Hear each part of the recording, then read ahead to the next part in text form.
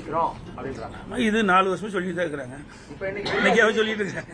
4 ஆண்டு காலம் தினம் உங்க பத்திரிகை தான் வருது, டிவியில் தானே சொல்லிட்டு இருக்கிறீங்க. இதே டிடிவி தானே பேசிட்டே இருக்காரு. இன்னைக்கே பாத்துட்டு இருக்காரு. சசிகலாமா வரலையே, எனக்கு கேட்ட அளவுக்கு வரல. 3 பேர் தான் வந்ததா சொல்றாங்க அப்படின்னு நீங்க தான் சொல்றீங்க. அது வெளியில் வந்தது தானே உண்மை. நீங்க கற்பனையான கேள்விக்கு என்னால பதில் சொல்ல முடியாது. யாரு பேசிட்டு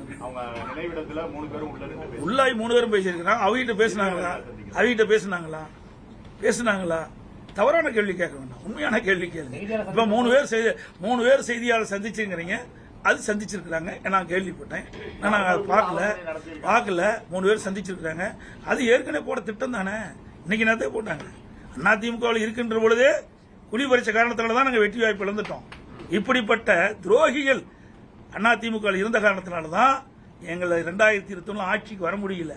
புரியுதுங்களா? இப்ப 2 நாளைக்கு முந்தைய என்ன சொன்னார் ஓபிஎஸ்? இவரே அதிமுக கட்சிக்காரு, இவரே ஒருங்கிணைக்கின்றவர்.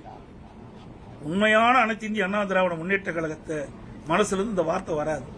2 நாளைக்கு முந்தி சொன்னார்ல, அண்ணா திமுக ஆட்சிக்கு வரும்னு சொன்னார். இவர் எப்படி போய் ஒன்றாக இணைய முடியும்? இதெல்லாம் திமுக பிடிஎம் இருந்து செயல்படும். அதிமுக உண்மையான அம்மா தொண்டர்கள்லாம் ஒன்றிணையலாட்டினா திமுக வந்துரும் அப்படின்னு தான் சொன்னேன். திமுக வந்துரும் நான் சொல்லல. நீங்க தாங்க பத்திரிகையில போட்டீங்க. அப்படி உங்க பத்திரிகை செய்தி சார், அதெல்லாம் நீங்க மாத்தி பேசக்கூடாது. உங்க பத்திரிகை செய்தி நான் வச்சிருக்கிறேன், கையிலேயே எல்லாம் வச்சிருக்கிறேன்.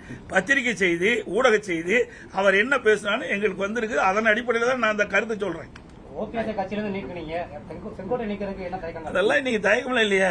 இனிமேல் தானே இருக்கும். ஏற்கனவே நாங்க பதவியெல்லாம் பாருங்க. அதிமுகவை பொறுத்த வரைக்கும் யார் துரோகம் செஞ்சாலும் சரி, தலைமைக்கு உடைய கருத்தை அவர்கள் முழுமையாக கடைபிடிக்காவிட்டால் யாராக இருந்தாலும் உரிய நடவடிக்கை எடுக்கப்படும். நடவடிக்கை எடுத்துக்கிட்டு இருக்கோம். எடப்பாடி திமுக தான் எதிரி, அண்ணா திமுக எதிரி. அது மட்டும் இல்ல, எடப்பாடி திமுக தான் எதிரி எங்களுக்கு, அண்ணா திமுக எதிரி. அவர் எப்படி ஒன்றிணைகிறாங்க? யார ஒன்றிணைவனா? யாரு ஒரே நிமிஷம் யார ஒன்றிணைவாங்க? அது சந்திக்கலாம். நீ தான் காட்டிருக்கிற, நாங்க வேண்டாம்னு சொல்லுவோம். அது அவருடைய விருப்பங்க. அது தனி ஒவ்வொருத்தருடைய விருப்பம். அதை போய் நம்ம ஒருத்தருடைய விருப்பத்தை போய் மாற நம்ம பேச முடியாது. அது என்ன கருத்து என்ன ஏதுன்னு எங்களுக்கு தெரியாது. சொல்ல புரியுதா? அனைத்து இந்திய அண்ணா திராவிட முன்னேற்ற கழகத்தை பிடிக்க எத்தனை எட்டப்பர்கள், எத்தனை துரோகிகள் வந்தாலும் வீழ்த்த முடியாது.